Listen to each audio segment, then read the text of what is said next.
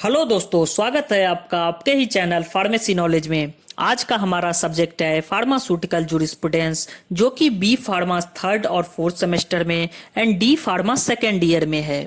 उसमें से हमने एक इम्पोर्टेंट टॉपिक लिया है the pharmacy act 1948 and pharmacy council of India. अगर आप फार्मेसी प्रोफेशन से जुड़े हैं तो फार्मेसी एक्ट 1948 को समझना and pharmacy council of India को जानना बहुत ही जरूरी है। तो चलिए स्टार्ट करते हैं। सबसे पहले हम जानेंगे हिस्ट्री ऑफ फार्मेसी एक्ट 1948। 20वीं शताब्दी में या द्वितीय विश्व युद्ध के बाद फार्मेसी प्रैक्टिस पे कोई रिस्ट्रिक्शन नहीं था। कोई भी व्यक्ति किसी भी तरह से दवा को मिक्सिंग कंपाउंडिंग करके दूसरे व्यक्ति को डिस्पेंस कर देता था। इससे दूसरे व्यक्ति के जान पे या दूसरे व्यक्ति के हेल्थ पे असर पड़ने लगा। किसी किसी केस में ये जानलेवा भी साबित हुआ। अगर उस व्यक्ति को कुछ हो जाए तो दवा बनाने वाला व्यक्ति इसका रिस्पॉन्सिबल नहीं लेता था। और दूसरी बात कि उस टाइम में फार्मेसी के स्टडी के लिए कोई मान्यता प्राप्त कॉलेज या फार्मेसी के प्रैक्टिकल ट्रेनिंग के लिए कोई मान्यता प्राप्त इंस्टीट्यूट नहीं था। इसीलिए कोई भी अनएडुकेटेड पीपल दवा को कंपाउंड एंड मिक्स करके डिस्पेंस कर देता था।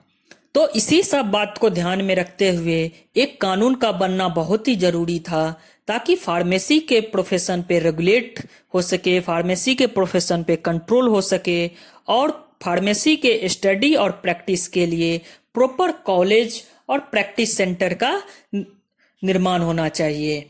इसके साथ साथ ही फार्मेसी एक्ट इसलिए बना ताकि फार्मेसी के स्तर पे को और उच्च स्तर तक ले जा सके, फार्मेसी के स्तर को और बढ़ावा दे सके, ताकि लोगों का विश्वास इस पे बढ़े। अब हम बात करेंगे फार्मेसी एक्ट के इंट्रोडक्शन के बारे में। फार्मेसी एक्ट 4 मार्च 1948 को पार्लियामेंट के द्वारा पास किया गया। ये पूरे भारत में वैलिड है, लेकिन जम्मू एंड कश्मीर में अभी भी ये वैलिड नहीं है। अब बात करेंगे हम फार्मेसी एक्ट के कुछ मेन ऑब्जेक्टिव के बारे में।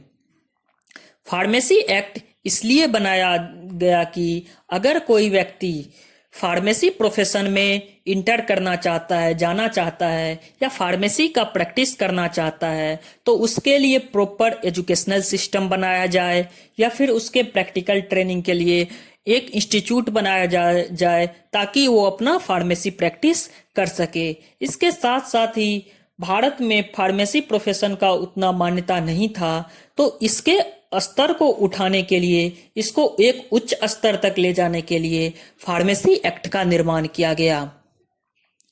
फार्मेसी काउंसिल ऑफ इंडिया ने प्रत्येक राज्य में अपना फार्मेसी स्टेट फार्मेसी काउंसिल या फिर प्रत्येक यूनियन टेरिटरीज में अपना स्टेट फार्मेसी काउंसिल को कंस्टिट्यूट किया, बनाया, ताकि वो प्रत्येक राज्य के फार्मेसी प्रोफेशनल को रजिस्टर्ड कर सके एज अ सेंट्रल रजिस्टर्ड और स्टेट रजिस्टर्ड एंड उस पे मॉनिटर कर सके।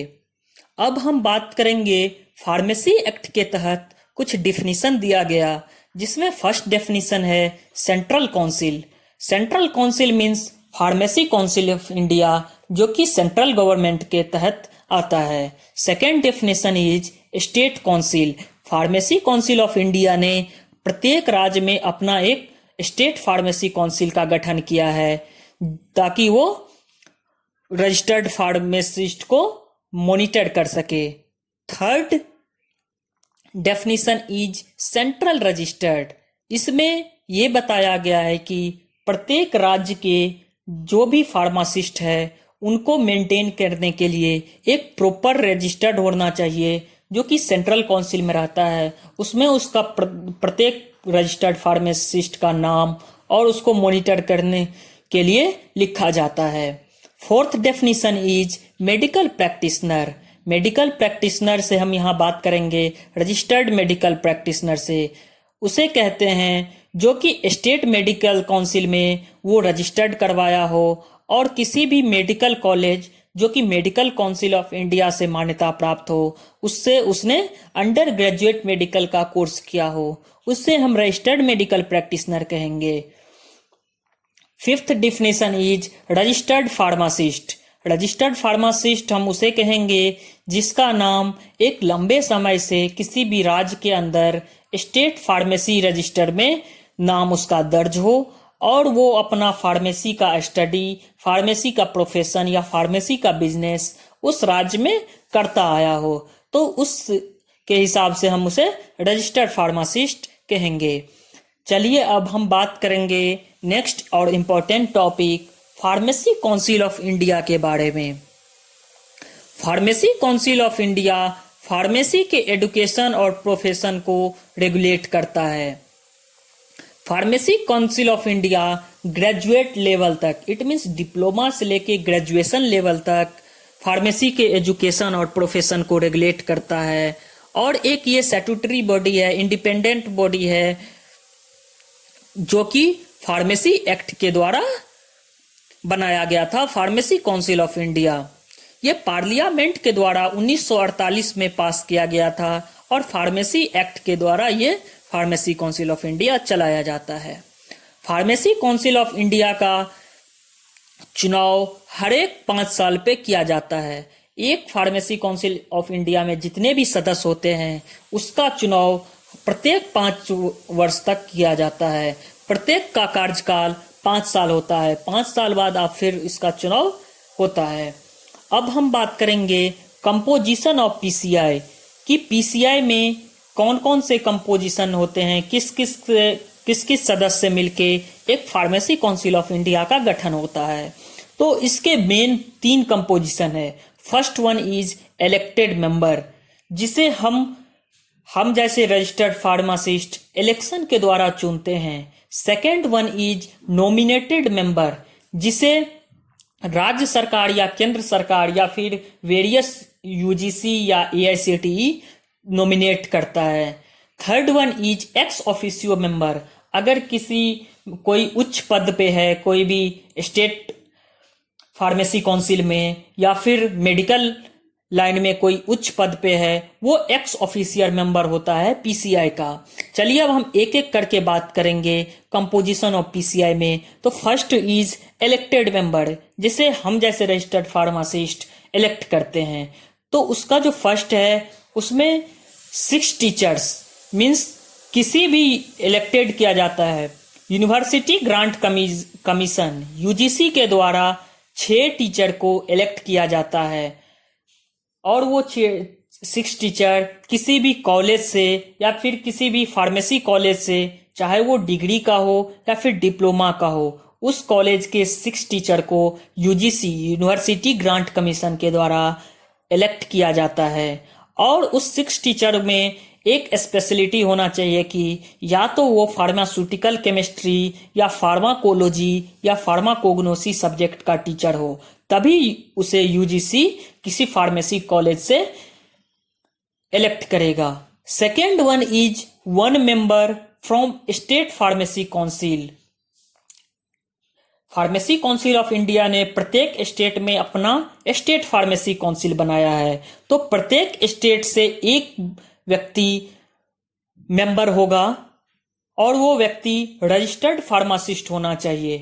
Third one is 1 member from medical council of India. Medical council of India से भी इलेक्टेड मेंबर में एक सदस्य होता है।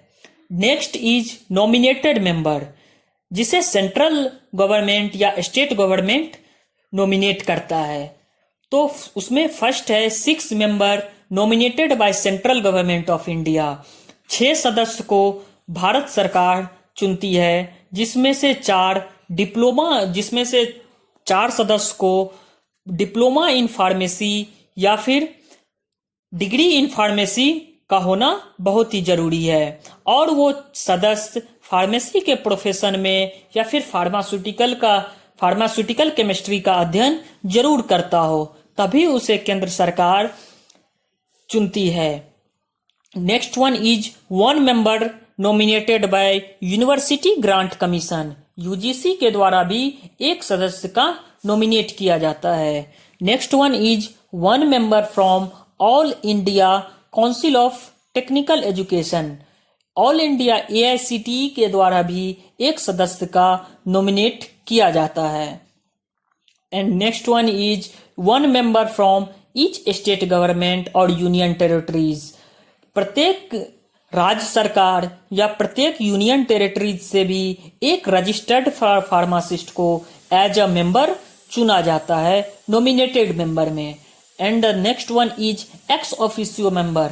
अगर कोई उच्च पद पे कोई अधिकारी है उसको भी एक्स ऑफिशियो मेंबर में फार्मेसी काउंसिल ऑफ इंडिया में चुना जाता है।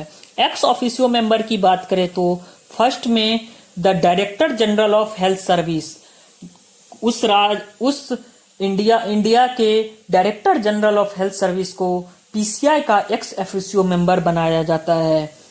Next one is the director of central drug laboratory.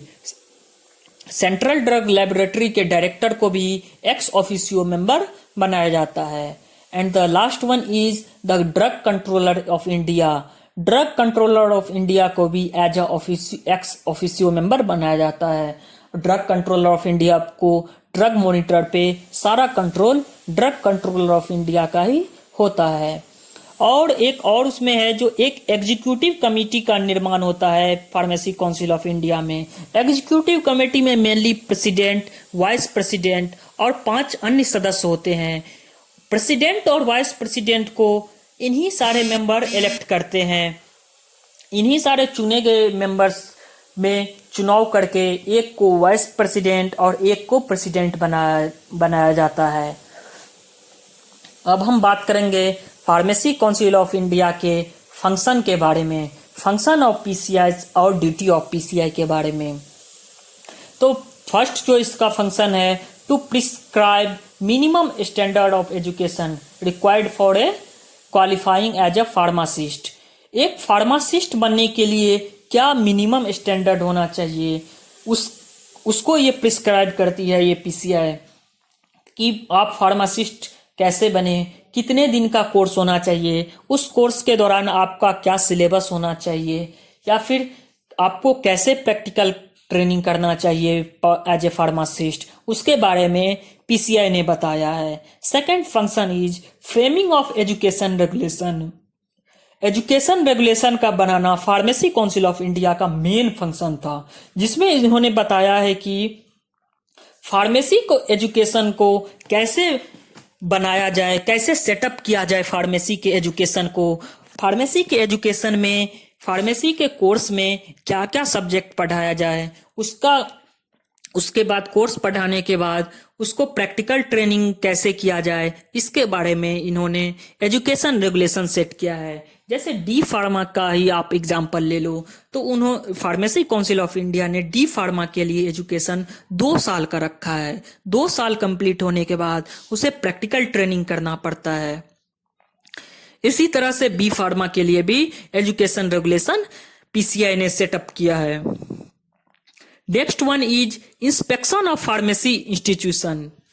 कि फार्मेसी इंस्टीट्यूशन जितने भी बनते हैं या जो बने हुए फार्मेसी इंस्टीट्यूट हैं उसको पीसीआई के अधिकारी आके इंस्पेक्ट करते हैं और वहां देखते हैं कि पीसीआई द्वारा बताया गया जितना भी, जैसे कि क्लासरूम हो गया, मेडिसिनल गार्डन हो गया, प्रैक्टिकल लैब हो गया, ये सारे का व्यवस्था उस कॉलेज में, उस इंस्टीट्यूट में है या नहीं।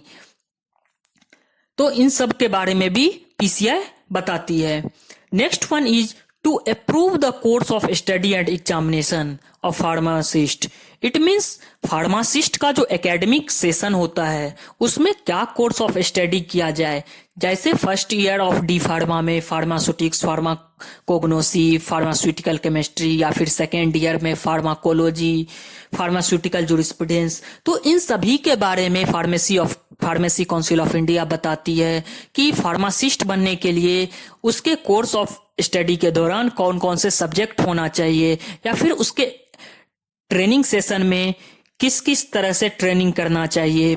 जैसे कि ट्रेनिंग के दौरान 250 घंटे की ट्रेनिंग आप डिस्पेंसिंग में होता है, 250 घंटे का प्रिस्क्रिप्शन में होता है। तो इन्हीं सब के बारे में फार्मेसी काउंसिल ऑफ इंडिया बताती है। And the most important function of pharmacy council of India is to maintain central register of pharmacist.